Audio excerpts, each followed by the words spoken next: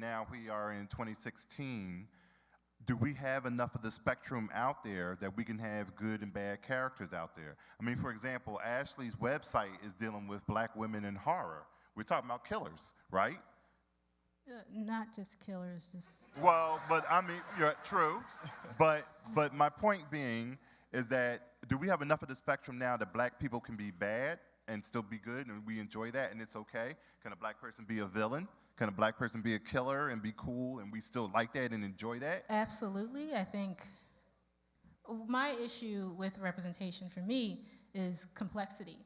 If the woman, like I just did this post about like the women I would want to see do horror movies, and one of them was Kerry Washington, and I think I made her kind of, I would love to see her play a villain, because she's always playing complicated characters, but I want her to play like a real hardcore, like bad girl or bad guy, like some either a supernatural villain or something more natural. And my thing is she layered? Does she have an array of emotions that you see her experience throughout a film? Is she more, you got to think horror is not just slasher films, and I think a lot of people get confused with that. I think because slasher films were big business in the 1980s, and they were so huge, and they made, the film industry a lot of money, and so that's where people's, in their memory, if they're not really thinking beyond the scope of what horror can be and what it is, they get that confused. So when I think of, especially a black female horror villain, like I said, I want to see someone experience, being that villain, but you see her humanity as a whole,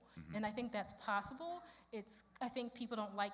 I think especially maybe even Hollywood, for an example, is they don't like complicated characters, especially when they're black, because we're supposed to only be one thing, and we're not supposed to be multidimensional, because it's not easy, because no one wants to really tackle those issues. Again, I had this issue with Beloved, and I do consider that a horror film, sorry, it's a film about, a woman who was haunted by a child that she had to murder because she didn't want it to be captured, and that child comes back. It's kind of that return of the repressed kind of an approach to it, and that's the essence of horror. It's part of the heart of it.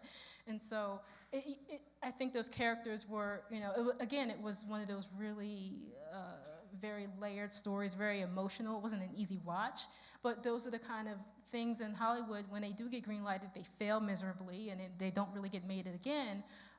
And it's things, even Ernest Dickerson, I don't know if anyone has recognized that name, but yes. If you read there are articles that he's done where he's talked about, he's doing other projects now. I've read one on Shadow and Act where he's doing something else, but him and his wife have been wanting to do genre projects for the longest time and cannot get them greenlighted because black people don't like genre or horror or sci-fi.